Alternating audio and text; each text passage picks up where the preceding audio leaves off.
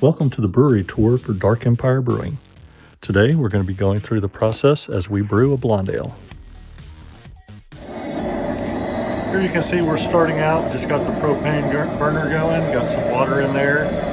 So we're getting our mash ready. This is the mash tun. You can see I've got the grain in there ready to go. So as soon as this water gets to temperature, we're going to put it in there. Got to account for the temperature drop once it gets put into the grain. So that's really step one here. We're just getting started. Next step is water chemistry. What we're doing is I'm adding a little calcium chloride and gypsum to get the pH levels and everything with the water right, since we're just starting with RO water. All right, so what we have going now is we're putting the water into the grains. So I've added the gypsum and the calcium chloride, mixed it up real good in the water that we already had going. Okay, so now I've got this all closed up. The grain is soaking. Going to get ready for the sparge water next, which we're going to rinse the grains with once it's done mashing out. I'm going to let this sit at temperature 148 degrees for about 75 minutes. So we'll check back in a little bit. I'm going to go ahead and at some point I'll get this water heated and add the calcium chloride and gypsum for the sparge water. Now I'm filling up my hot liquor tank for my sparge water. All right, so this is my 3-tier system. The top is just the hot water at the right temperature that is going into the mash tun. We're draining the mash tun where the grains are into the boil kettle. You can see the grains are in there. What we want to try and do is keep adjusting and get the right flow rate so that the amount coming out equals the amount coming in, because we want to keep it water level just above the grain bed here. So that's what we're going to do, and essentially the grains have been soaking to extract the sugars that it needs to convert to alcohol. And we're draining it out, and then we're washing with the water that's in the hot liquor tank is basically washing them off to get all the sugars out and into our boil kettle. That's essentially how it works. All right, we got the mash done, sparge done, got it all in the boil kettle, just fired it back up. So we're going to get this thing to a boil, and then we'll start with our hop additions and start making this beer. All right, here we go.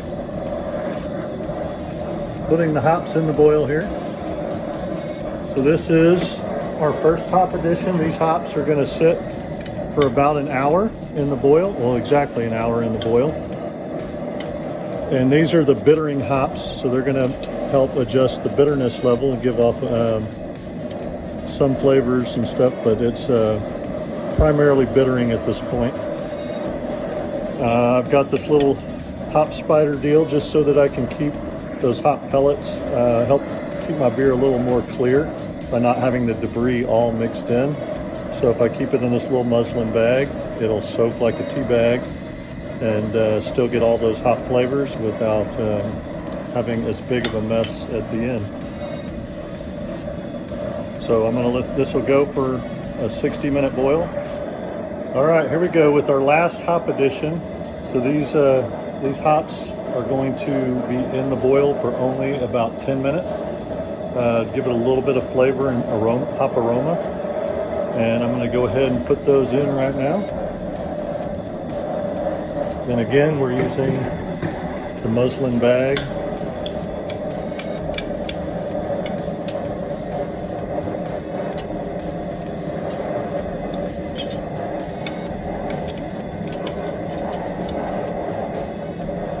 So we can keep some of that extra debris out of there. Now you'll also notice I have a new item in here. This is my chiller. I go ahead and put it in with about 10 to 15 minutes left, just so if there is, the boil will kill anything that's on it before we start to chill. I have cleaned it, but just to be safe, it's better to put it in the boil a little early. I've got a submersible pump, and we're going to just run ice water through this chiller to cool it. As soon as the boil's over, we kill the flame and start the pump and start chilling as quick as we can. All right, so here we are. We hit the end of the boil, turned off the gas so the kettle would stop. Plugged in the pump. So you can see we got a submersible pump in here. It's pumping this ice water through the line and back out the other side. So we're running out some really hot water right there. So this is going to chill it down, and we'd like to get this down to probably 75 or lower here in the next 30 minutes at the most. The quicker we can get it cooled off, the better. All right, we're getting a little closer to the end of the process here. So everything's done, we got it cooled down. And so now I'm just transferring it into the fermentation vessel that it's gonna be sitting in for a couple weeks here. So you can see I'm just doing a slow fill on it. What we'll do next is we need to get some oxygen in there to help fuel the yeast. So I'll use this little drill attachment here in a minute and show you what that's all about. We'll get the wort aerated, and once we get it all done, it settles, we'll pitch the yeast and put it in the fridge, and we'll be done with the process. So right now I'm just gonna let this transfer, and I'll check back in a few. All right, next step, I've got it all in the fermenter. The lighting in here is a little dark, so it looks a lot darker than it's gonna end up being.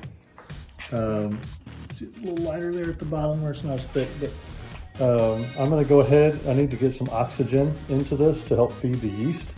So I use this little drill attachment. Some people use pure oxygen and actually pump it in directly into it, but not quite that sophisticated yet. So I just spin it up. Of course, I've got this very sanitized so that I'm not introducing any new bacteria or yeast or wild yeast or anything into it. So I'm just going to spin it up for a minute. Some people will just shake it up pretty good to get some oxygen in there, but this seems to work pretty well for me. So I'm just going to let this spin for a few minutes, and then I'll let it settle. All right, so here is a sample of the beer. Obviously, it has not fermented yet, so it's still just wort at the moment. But this is called a hydrometer, and what we do is we measure the specific gravity, which essentially tells us how much sugars there are in the wort. And you can see my reading is right around 1.040. And when I actually convert that out based on what the temperature is, there's an adjustment, so it comes out to 1.042. Our target was 1.043. So considering we got right there with that in a fraction, I'd say we pretty much hit what we were targeting for. So we'll call that a win. So it looks very pretty, nice and clear, beautiful looking beer. So now the next step is we'll let it get the yeast pitched in there, and then we'll let it sit for 2 weeks and let the yeast do its job. All right, so here we are. We've got it all set up here in the fridge so we can control the temperature. We've got an airlock with vodka in it to keep any microbes out, keep it sanitary, but lets gas escape from letting pressure build up. So it's gonna sit for 2 weeks and ferment like this. In case it does start to get too cold, there is a little heating lamp here to help add any heat that's necessary. So I'm going to keep the temperature probe and the heater, make sure they're in here nice, and just shut the door, and then we're good to go. It's going to sit, it's going to cool back off. I've got this up to about 60 degrees. Thank you for taking some time out of your day to watch this video and kind of learn about the brewing process. This is how I do it. It's pretty simple, straightforward. I don't have an elaborate setup, but it's produced very good beers for me. Been very happy with it, so I like to keep it simple, and this whole process today only took about 5 hours.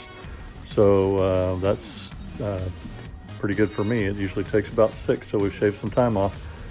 So now it's time to finish cleaning up and go eat some dinner.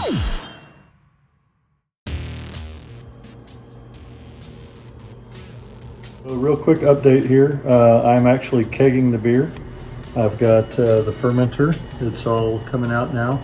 I've got the CO2 hooked up, so I'm adding pressure onto it. And that pressure is forcing the beer out the tube and down into the keg. So every now and then I gotta bleed the pressure a little to keep it flowing. And that's it. Pretty soon this beer will be kegged and I can start carbonating it and be ready to drink in a couple days.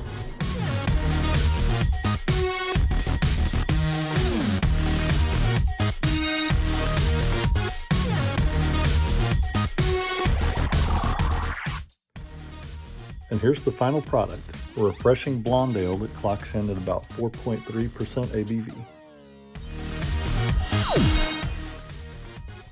Thank you for watching this video. I hope you enjoyed learning a little bit more about my brewing process. Until next time, cheers.